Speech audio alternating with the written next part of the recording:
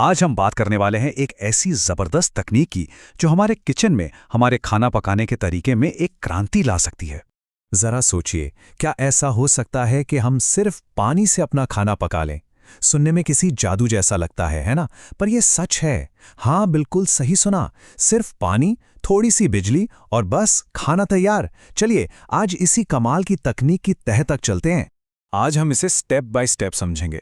पहले तो ये जानेंगे कि आखिर हमें ऐसे किसी समाधान की जरूरत ही क्यों है। फिर हाइड्रोजन के पीछे की साइंस को थोड़ा कुरेदेंगे और देखेंगे कि ये पानी से आग बनाने वाली टेक्नोलॉजी असल में काम कैसे करती है। इसके फायदे और नुकसान पर भी बात करेंगे और आखिर में ये देखेंगे कि हमारे किचन का भविष्य कैसा दिखने वाला है। तो सबसे पहला सवाल यही उठता है कि इस नई टेक्नोलॉजी की इतनी बातें क्यों हो रही हैं? मतलब भारत को एलपीजी का कोई दूसरा ऑप्शन खोजने की इतनी जल्दी क्या है?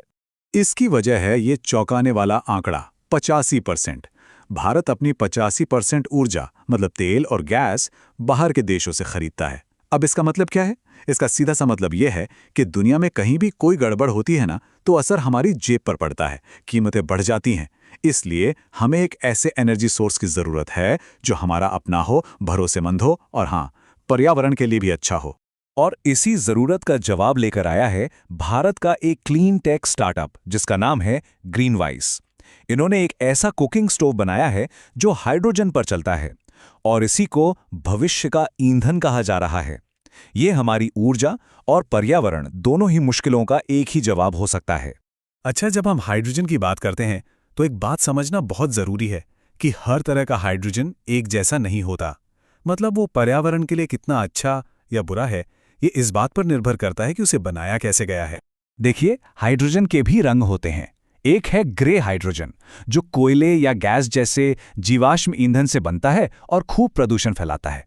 फिर आता है ब्लू हाइड्रोजन जो थोड़ा सा बेहतर है क्योंकि इसमें कुछ कार्बन को कैप्चर कर लिया जाता है। लेकिन असली हीरो है ग्रीन हाइड्रोजन। ये पानी से बनता है और इसमें कार्बन उत्सर्जन होता है 0, बिल्कुल शून्य। और हमारा ये स्टोव इसी ग्रीन हाइड्रोजन का इस्तेमाल करता है।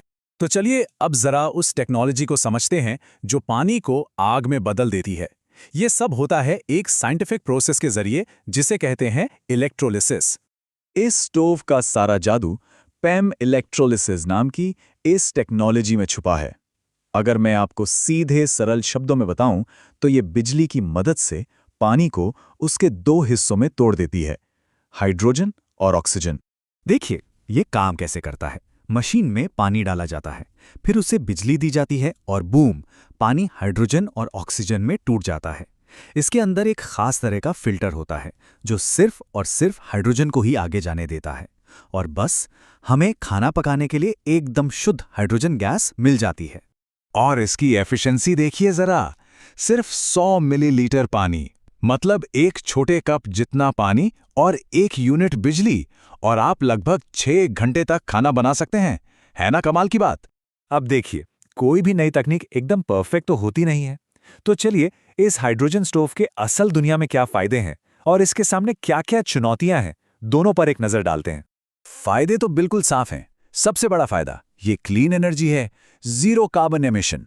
दूसरा, ये 99.99% शुद्ध हाइड्रोजन बनाती है। इसका डिजाइन भी कॉम्पैक्ट है और हाँ, ये हमें एलपीजी सिलेंडर के झंझट से आज़ादी देती है। और सबसे अच्छी बात यह है कि इसे घर की छत पर लगे सोलर पैनल से भी चला सकते हैं। लेकिन जैसा मैंने कहा, कुछ चुनौतियां भी हैं।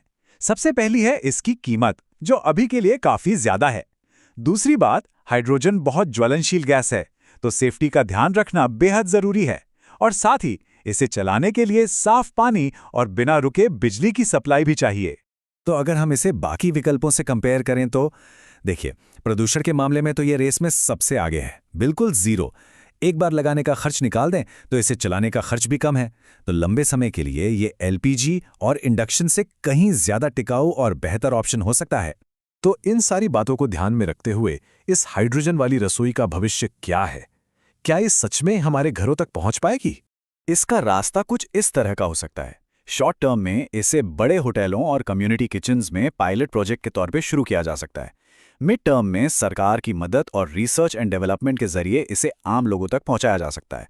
और लॉन्ग टर्म में ये भारत के नेट जीरो टारगेट और एक मजबूत हाइड्रोजन इकोनॉमी का बहुत जरूरी हिस्सा बन सकता है। और हाँ, जो चुनौतियां हैं उनके समाधान भी हैं। जब बड़े पैमाने पर प्रोडक्शन होगा तो कीमत अपने आप कम हो जाएगी। सेफ्टी के लिए सख्त नियम बनाए जा सकते हैं।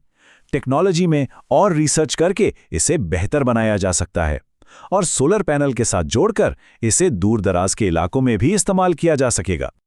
आखिर में ये समझना जरूरी है कि ये सिर्फ एक नया किचन अप्लायंस नहीं है।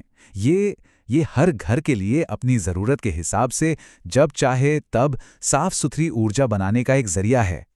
ये एनर्जी इंडिपेंडेंस की तरफ एक बहुत बड़ा कदम है। तो सवाल यही है कि क्या हमारे किचन में किया गया एक छोटा सा बदलाव वाकई हमारे प्लैनेट का भविष्य बदल सकता है? इस पर सोचिएगा जरूर। हमारे साथ जुड़ने के लिए धन्यवाद।